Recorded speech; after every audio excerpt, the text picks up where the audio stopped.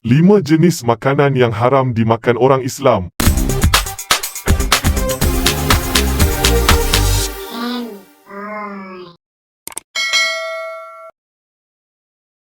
Makanan haram dalam ajaran Islam merujuk kepada makanan yang tidak boleh dimakan menurut hukum agama.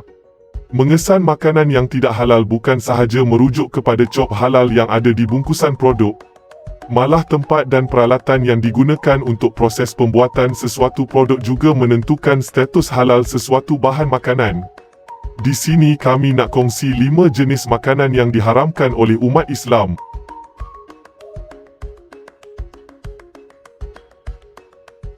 Nombor 5. Bangkai. Perkataan bangkai itu sendiri sudah merujuk kepada binatang yang telah mati.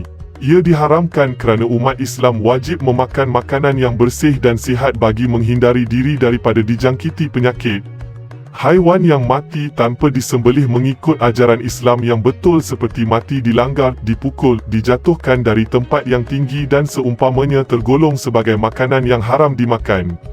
Selain itu, perlu diingatkan terdapat juga beberapa haiwan yang sudah mati tetapi halal dimakan seperti hidupan laut iaitu ikan, udang, belalang dan sebagainya. Haiwan-haiwan tersebut tergolong dalam bangkai yang suci dan halal dimakan tanpa perlu melalui proses penyembelihan.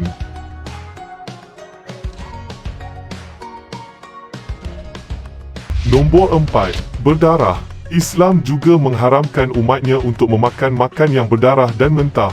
Malah dalam ajaran Islam, darah merujuk kepada najis ringan, mutawasitah dan ia perlu disingkirkan semasa membersih atau menyiang daging yang hendak dimasak.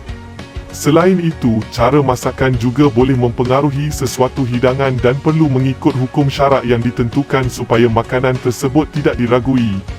Walau bagaimanapun, daging yang sudah dibersihkan dan masih terdapat darah yang melekat padanya tetap halal dimakan.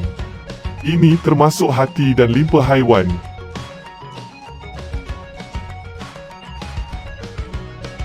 Nombor 3. Daging babi.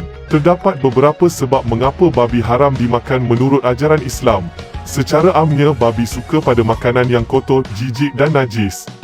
Ini sahaja sudah menggambarkan haiwan ini tidak sihat untuk dimakan. Selain itu, dalam dunia perubatan juga, sudah terbukti bahawa sesiapa yang memakan daging babi akan menyebabkan wujudnya dalam badan cacing kerawit yang bahaya dan ulat-ulat yang boleh memudaratkan anggota dalaman.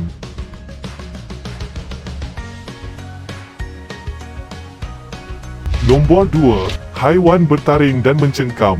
Kategori ini lazimnya merujuk kepada haiwan buas yang mempunyai taring di bahagian gigi dan memakan daging seperti harimau, buaya dan seumpamanya. Manakala yang mencengkam pula bukan sahaja merujuk kepada haiwan yang berkaki 4, malah yang berkaki 2 seperti semua jenis burung helang, burung hering dan seumpamanya juga haram dimakan. Haiwan bertaring dan berbisa seperti ular juga haram dimakan oleh orang Islam.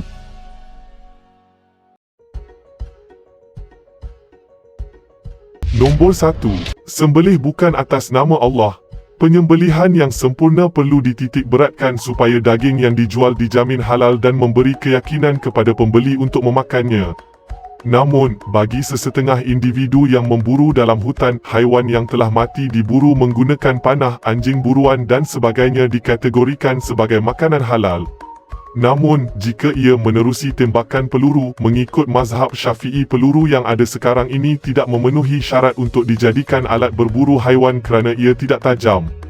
Walau bagaimanapun, bagi mazhab Maliki, haiwan yang ditembak jika lukanya tidak mematikan haiwan tersebut, maka hendaklah disegerakan untuk melakukan penyembelihan seterusnya halal untuk dimakan. Itulah tadi 5 jenis makanan yang haram dimakan untuk umat Islam kecuali dalam keadaan darurat di mana tiada lagi makanan yang ada di dunia ini untuk dimakan. Semoga video ini memberikan manfaat kepada korang. Sekian. Semoga kita bertemu di next video.